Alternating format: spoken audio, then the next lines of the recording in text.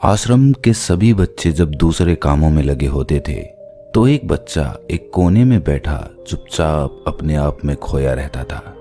वो अक्सर किसी से ज्यादा बात नहीं करता था।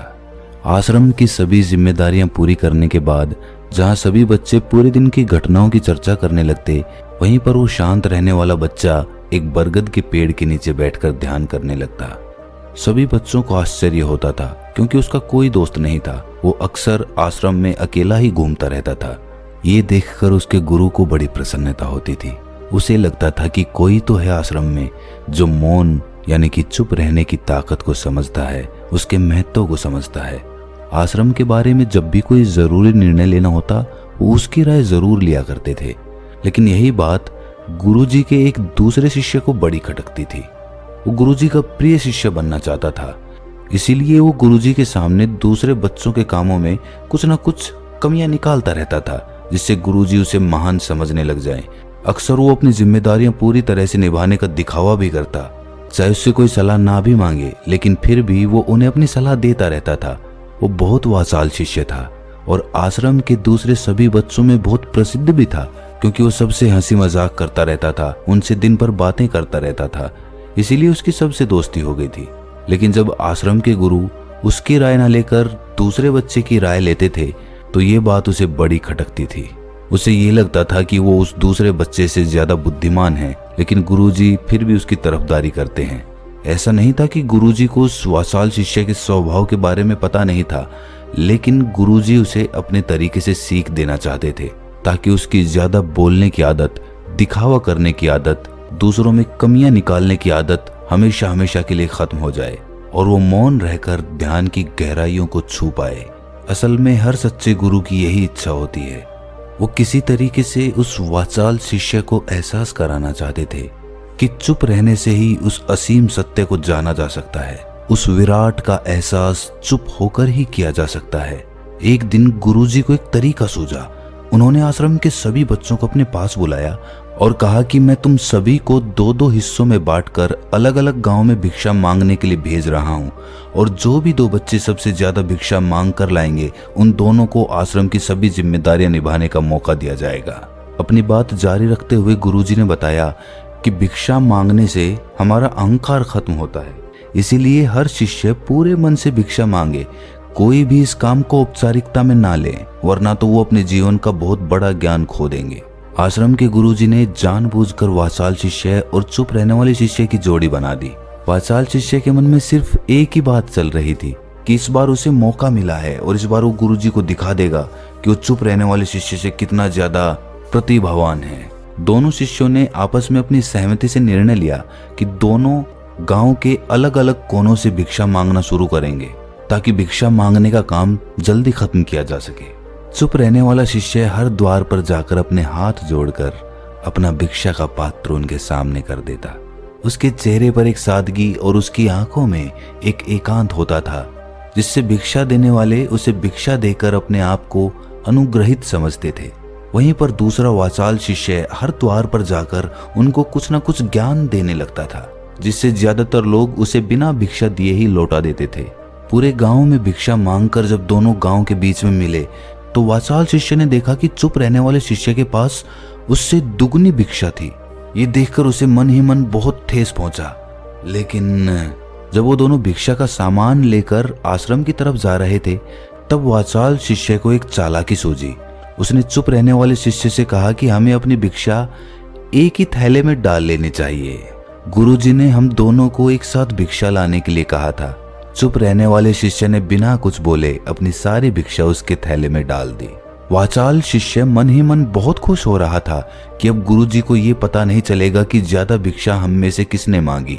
उसे लग रहा था कि गुरुजी मुझे इससे कम प्रतिभावान समझेंगे, इसीलिए उसने ये तरकीब लगाई।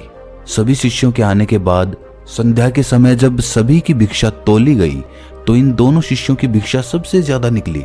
गुरुजी ने इन दोनों का अभिवादन करते हुए आश्रम के सभी बच्चों के सामने उनकी पीठ थपथपाते हुए उन्हें मुबारकबाद दी और कहा कि मैं आश्रम का कार्यभार तुम दोनों को नहीं सौंप सकता, इससे आपसी मतभेद होने का खतरा रहता है। इसीलिए तुम दोनों में से जो ज्यादा भिक्षा लेकर आया है, आश्रम की जिम्मेदारी उसे ही सौंपी जाएगी। जब उन्होंने उनसे पूछा कि तुम में से ज्यादा भिक्षा कौन मांग कर लाया था, तो वाचाल शिष्य ने कहा कि गुरुजी, मैं इससे दुगनी भिक्षा मांग कर लाया था, लेकिन मुझसे एक गलती हो गई कि मैंने वो दोनों भिक्षा एक ही थैले में डाल ली। मुझे नहीं पता था कि आप ऐसा निर्णय लेने वाले हैं, वरना तो मैं अपनी भिक्षा का थैला अलग ही रखता। इस पर गुरुजी ने चुप रहने वाले शिष्य से पूछा कि क्या तुम इसकी बात से सहमत हो? क्या तुम इससे कम भिक्षा लेकर आए थे? ये सुनकर चुप रहने वाले शिष्य ने कहा कि गुरुजी, मेरे पास ऐसा कोई साधन नहीं है जिससे मैं ये साबित कर पाऊं कि मैं इससे ज्यादा भिक्षा लेकर आया था। असल में ये उल्टा बोल रहा है। दुगनी भिक्षा मैं लेकर आया था, ये मुझसे आधी भिक्षा लेकर आया था और इसी ने ही मुझसे भिक्षा एक थैले में डालने की बात कही थी। आश्रम से कुछ दूरी पर एक पहाड़ी थी जिसके पीछे सूरज अभी अभी संध्या के समय ढल रहा था। गुरुजी को तो पता था कि सच कौन बोल रहा है, लेकिन बाकी बच्चों के सामने सच साबित करने के लिए उन्होंने उन दोनों से एक सवाल पूछा कि पीछे पहाड़ी पर तुम्हें क्या दिखाई दे रहा है?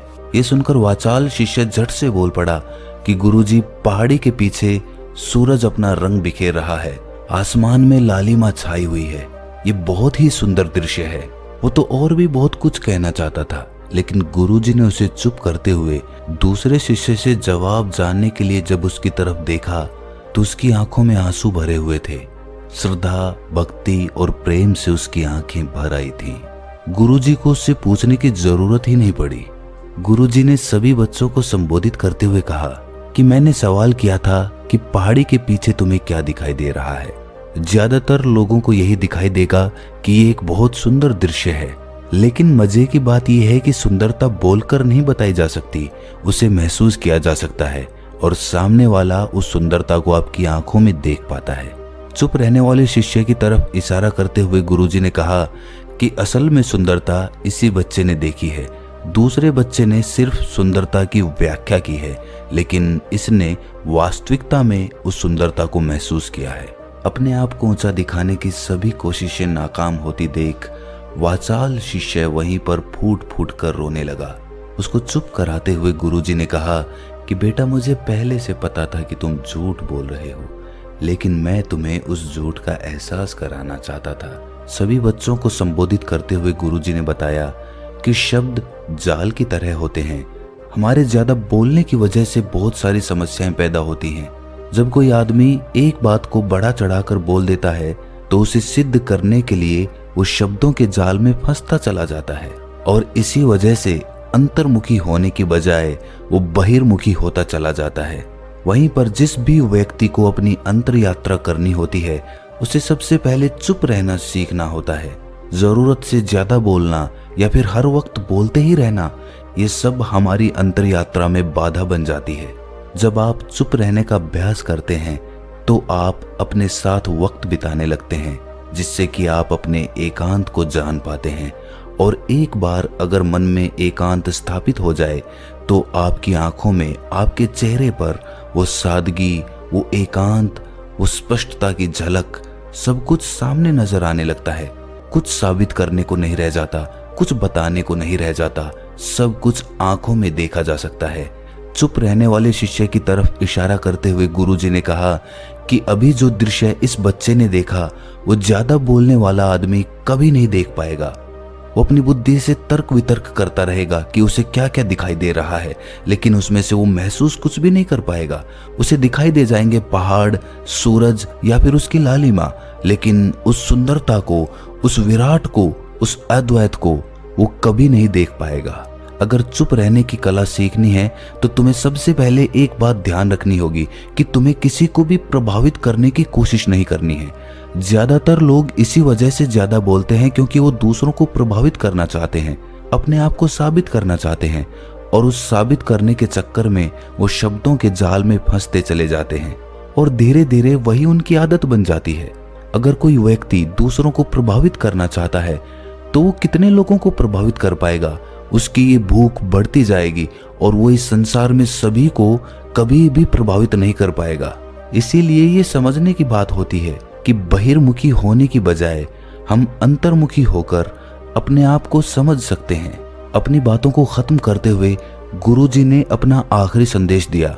उन्होंने बताया कि अगर कोई व्यक्ति ज्यादा समय तक चुप नहीं रह सकता तो उसे थोड़े समय से अभ्यास करना चाहिए, दृढ़ संकल्प लेकर किसी व्रत की भांति दिन में कुछ समय या फिर हफ्ते में कुछ समय या फिर एक दिन चुप रहने का अभ्यास जरूर किया जाना चाहिए।